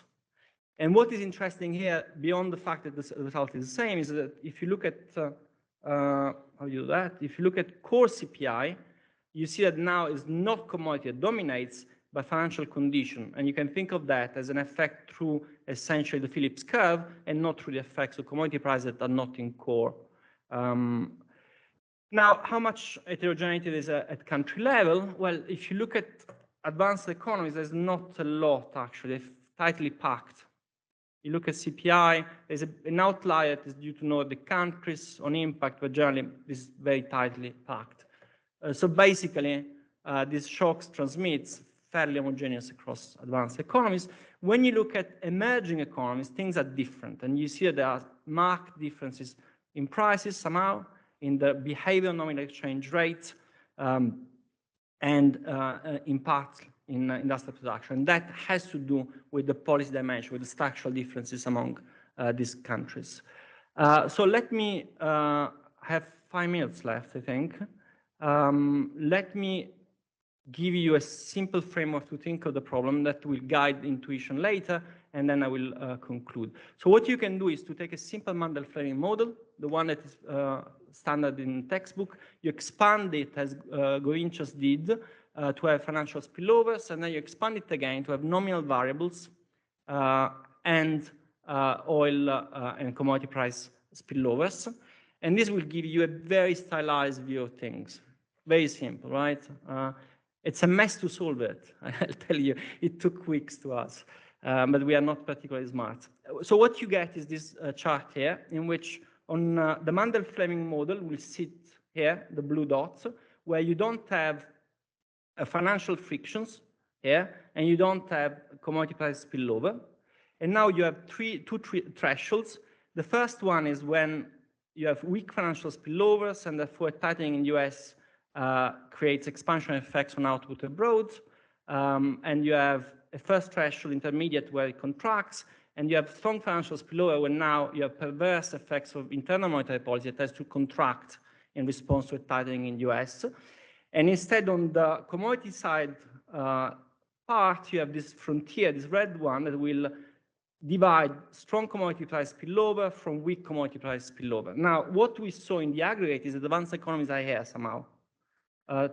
Contractionary effects of US monetary policy, standard effects of internal policy, fairly strong commodity price spillover, and emerging economies on average are there. Now, the intuition we have from emerging economies comes from other economies, from fragile economies, where you actually have perverse effects of internal policy. It has to tighten when there's a tightening in the US, and prices go up. There is an upward pressure on prices. So what you can do is to go and look at these economies and think about asymmetric effects, separating tightenings from loosenings of US monetary policy.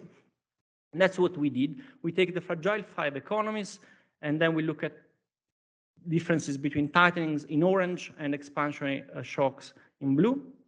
And if you look at, you zoom in and you look, for example, at Turkey, you see that now the tightening has larger effects, and that has very large upward pressure on prices, as you would expect, as the intuition would tell us. There's a huge contraction of stock prices index, and all of that depends on the fact that the nominal exchange rate is spiraling out of control. Numbers are really large, as you would expect. The policy rate is tightening, and that is transmitted strongly to the short-term interest rate. So that's the sort of the perverse monetary policy, in the sense that monetary policy has to stabilize the currency, has to stabilize outflows, and now has to tighten, and that deepens the contraction. And there's a strong upward pressure on prices. If I have one last minute, let me show you the results about policy regimes, comparing floaters against peggers and against matched floaters. We use a standard classification, and what you find here is that industrial production contracts much less for floaters, and CPI responds much less for floaters, as you would expect. So it's a clear sort of indication on the insulative property of floating exchange rates. But you see that capital flows move much more, while you have, if you look at the nominal exchange rate, you see there is clearly a depreciation on the currencies, as you would expect from floaters. But in the case of matched floaters, depreciation is larger, because these are probably more fragile economy. And in fact, if you then look at the response of policy rate, you see that in the case of the floaters, the policy rate is easing, is the response we're looking at before, basically, in advanced economies, while matched floaters have to tighten. And this is probably due to fear of floating, because they have to stabilize capital outflows. And there's one in the paper. We have some stuff on financially open versus financially closed economy. You see that the economies that are more open have larger effects. Now, again, this is just a positive result, comes from basically the mechanics of it. And is not a result that has any sort of, that doesn't speak about the general sort of effects of these measures in terms of side effects, long-term effects on growth, etc. Let me conclude. So what we find is that US monetary policy has large effects. Probably it's not a surprise that, both on advanced economies and emerging economies. The spillovers to nominal variables are due largely, that's our sort of finding, or our claim, to transmission through commodity prices that creates a downward pressure on prices globally and dominate nominal spillovers, while the financial channels are more important for the real effects. We find a large degree of homogeneity in advanced economies. We find some homogeneity in emerging economies, but there's an important degree of heterogeneity that is due to differences in structural sort of components of this economy. And that sort of has some interest probably for the policy toolkit and the trade-offs, but I will stop here and take questions. Thank you. Thank you, Giovanni. Now we have Summer discussing Giovanni's paper.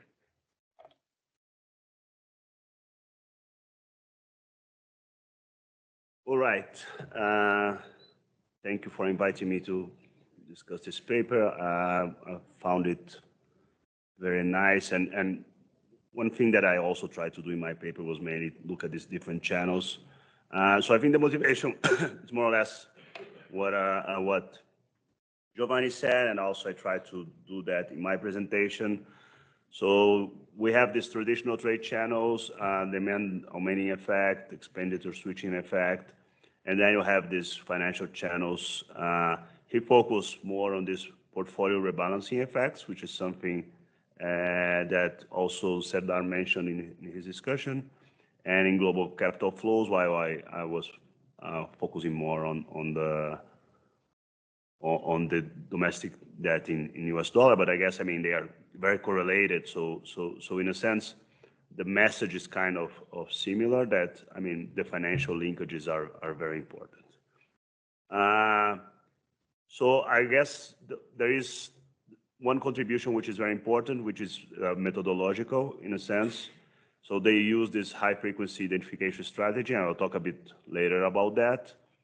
The data set, it's pretty, I mean, broad. And I think that one thing that might be interesting is to make the data set available for other people and see if, I mean, people can also use this very nice data set that you constructed. You use the Bayesian VAR techniques, of course, because you have to do some shrinkages and put some restrictions on that. And what I will focus more is mainly on this last point, which is also that I've been working on also, which is mainly how, so in two things, mostly how the shocks are transmitted, and the novel part of your work is the commodity price channel, which is something that was not explored as much before, and also how the heterogeneity, how you control for heterogeneity, and I have some suggestions to where it could go. So first of all, you showed that already. I mean, the global economy contracts sharply. I think no one actually would dispute that. Global financial conditions deteriorate. I think that's also something that people know a lot. And Fed as a global central banker, I guess, also, I mean, being a former Fed employee, I tend to agree. But I think the most nice thing is this, the part of the transmission channels. So when you turn off the channels, what we mainly see is that IP and stock prices contract less and rebound more quickly when the transmission via financial variables is shut. And then, I mean, the thing that was kind of surprising to me was the CPI response, right? So usually, and I mean, for me, because I come from more the EME side, not the advanced economy side, usually what we would expect is that when you have a global tightening, inflation actually goes up, right? So then it reinforces this shock in a sense that you also have to tighten, and mainly through the channels that I discussed before, which is your exchange rate depreciates, and then it feeds into your CPI, and then you have to tighten even more. So monetary policy becomes kind of pro-cyclical in this sense, that you cannot actually ease monetary policy when you have these global shocks. But on the other hand, what you show is that if you turn off the central bank actions and exchange rates, you don't actually change that much. So in a sense, what I had in mind, which is mainly that, I mean, this policy reaction would be very important, because in your framework, you have this counterbalancing effect from commodity prices, then the policy response is not that important anymore, and the effect on the exchange rate also is more muted. So in a sense, I think that's nice to see here, but then I have some comments on why I think this is happening, and if some robustness that I think we should look at. So first is this commodity price channel. So it depends a lot on one thing that is a kind of stylized fact, which is mainly that if you look at the broad US dollar and the global commodity prices, up to 2015, which is here, I mean, this is the broad dollar, and this is the commodity price inverted, right? So say that they would mainly follow each other. So in a sense, a strong dollar was lower commodity prices, a weak dollar was higher commodity prices. And then it makes a lot of sense, right? I mean, if you look at your transmission mechanisms, mainly You hike interest rates, the dollar appreciates. We have this tight relation between the two. Commodity prices go down. One thing kind of cancels out each other, and in a sense, I mean, for the emerging market country, for instance, nothing happens. We saw that in 2008, for instance, for several countries, right? I mean, the exchange rate depreciated a lot, but commodity prices went down a lot. So they actually didn't have to tighten that much at that time, because, I mean, in the end, in local currency, it was more or less flat. One thing that I mentioned here, because I think it's a puzzle for several people, is that, I mean, for instance, here in Brazil, we saw commodity prices going up a lot for the last 2-3 years, and then the exchange rate was kind of flat, which was not the case before. Before, I mean, you would say if the commodity price goes up a lot, the exchange rate should appreciate a lot. And I was puzzled by that. So I went to look at the data, and mainly what I found is that beginning 2015, what happened here? We have the shale boom, right, in the US. So the US used to have a very big trade deficit, if you look at the trade balance, especially at the commodities trade balance. And you see that the commodity prices kind of follow this thing. What happened before that is that from 2015 on, this thing goes to zero. And then the commodity prices are moving a lot here, but nothing happens here. And you kind of disconnect the broad US dollar from commodity prices a little bit. So there's still some correlation, but it's much lower than what we saw previously.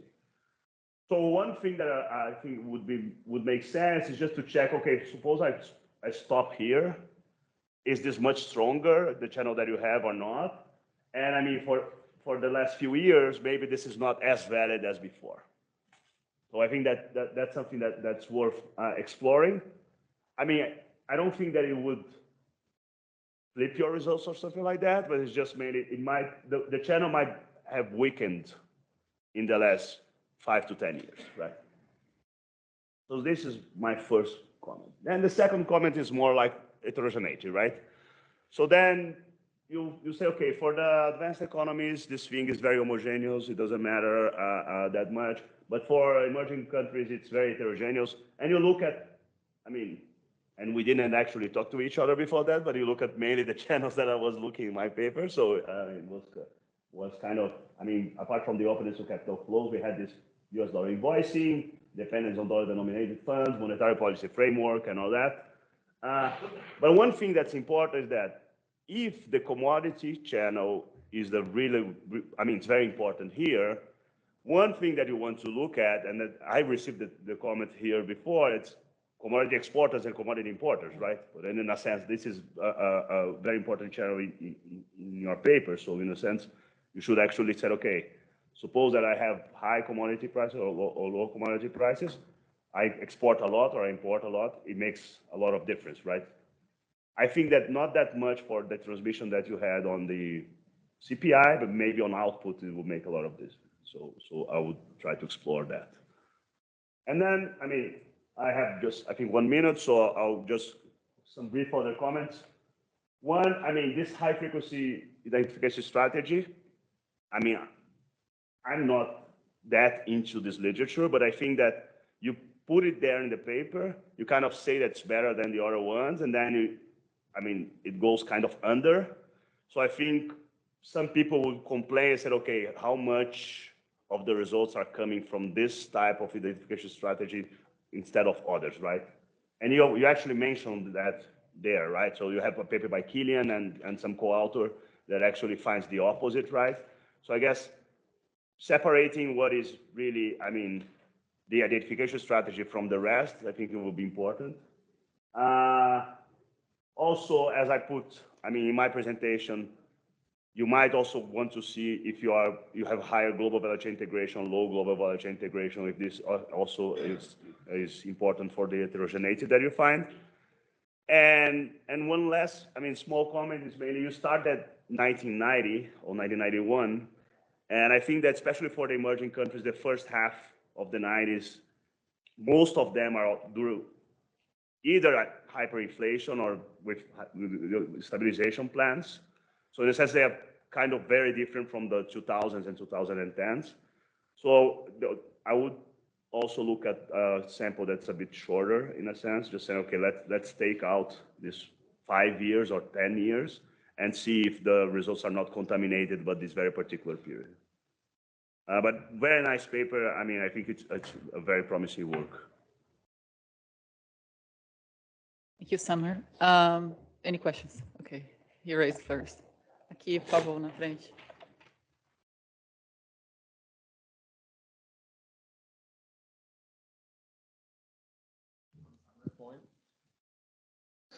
One thing that would be interesting to see is to try to, I mean, besides looking at importers versus exporters, is to try to opening up a bit, right? Because we know oil probably going to have a very strong and direct pass-through to CPI, but copper price is not, right? So maybe Chile is very different to Colombia. So try to open up the commodities box into the different components, some of which might be more important for inflation, some of which are going to be important for activity, but not on the nominal side of the economy.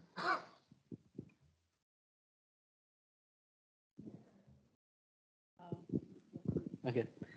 Thanks, Giovanni. Great paper. I mean, this is a paper that I would love to write, but yeah, this is really fascinating and also very relevant for policymakers, I guess, for both advanced economies and emerging markets. And we do see also, I mean, as I mentioned in my discussion also, we do see these impacts even when I look at the spillovers from US to Canada. I mean, it's there. And you mentioned this yield curve effects.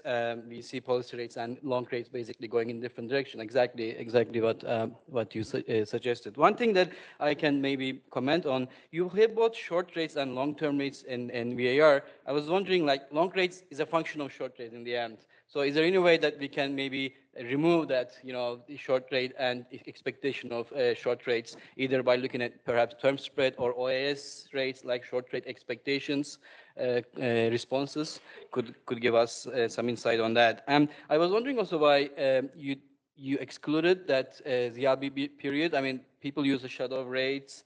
Is there any reason why you don't want to use shadow rates? That's one comment. And lastly, you zoom out the Turkish results there. I don't think you want to use it anymore, because I don't think monetary policy have, I don't want to use that word, but courage to jack up those rates now. Thank you. Any other questions? Yes, please. Aqui na frente.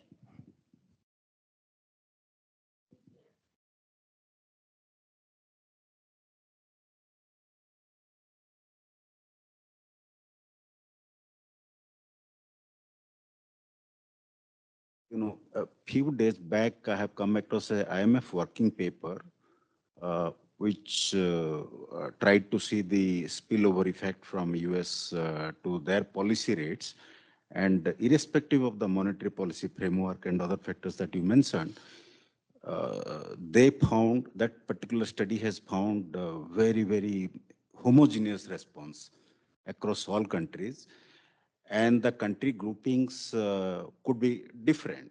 They have also taken a few advanced countries and few EMEs. But one result which I remember they have said is that whenever there is a policy rate change by US, directionally, all the countries in the sample go in the same direction. Of course, the extent would be different. They have given some estimates, so it would be useful to have a look at that paper. Thank you. Thank you. Any other questions? Okay, thank you. Okay, loads of points. And thanks so much to Summer. So sorry, you had to leave. Oh, no problem at all. But yeah, I should thank him anyway for the great discussion. I'll send him an email. So on the comments, more or less in order. So yes, we find very little effects from exchange rate and monetary policy. We believe that the reason is that essentially, on average, is this mechanism by which conditional on shocks in US, monetary policy is ineffective because the long end of yield curve is responding. In the case of advanced economies, that's a very clear-cut result, I would say. In the case of emerging markets, it's less clear-cut because clearly there's more heterogeneity in terms of the policy response. But for example, if you zoom in and you look at the merged floaters, then you see that clearly things are different because monetary policy is not easing, is hiking, there's a stabilization of capital flows, etc. So that might sort of, if we had to zoom there and do the channel analysis again, that might sort of find different results. So I agree on that point. On the commodity price, it's true that if you plot, you see a disconnect. I think it's worth investigating.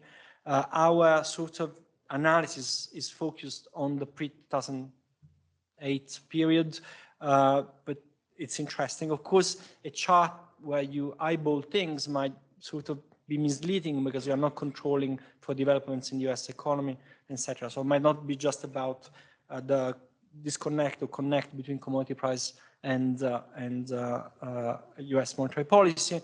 There might be other factors that the VR will control for. But yeah, definitely a good point. On commodity importers versus exporter, we have this exercise in the paper, and actually results are very similar to open versus closed economies, and the same as when we do other split. And the reason is that basically the way in which you conduct monetary policy will depend on endogenous characteristics. How much you invoice in dollars, how much you import in dollars, what is your dollar exposure in terms of your bond issuance, and so on and so forth. These are all basically collinear characteristics, so it becomes really hard to disentangle them. But definitely is more to think there. On the identification, true, we don't discuss that. I have this paper, I've been working a bit on identification, and what we were showing in the other paper is basically if you don't control for information effects, you find output puzzle very often, and price puzzle often as well. So you need to control for that, because otherwise you will mix essentially good news about the US economy with a tightening. On the question, lots of other very good suggestions and comments. I think I replied a bit on the question importers versus exporters. True, you could do more and zoom on different types of commodities. I'm afraid the sample would really shrink. And we have results on Chile itself, we have results on Brazil itself as a separate sort of cases. And you see they are effectively different, and that is part of the heterogeneity that we observe underlying the aggregates. But again, yes, good point, I agree. We excluded zero lower bound because people wanted us to exclude zero lower bound. Nothing will change. We have the results actually, because there's not much movement on the short end of the yield curve, and correlation didn't change that much. We have both short and long end of the yield curve because, as you can see, they respond conditional on what particular shock they respond differently.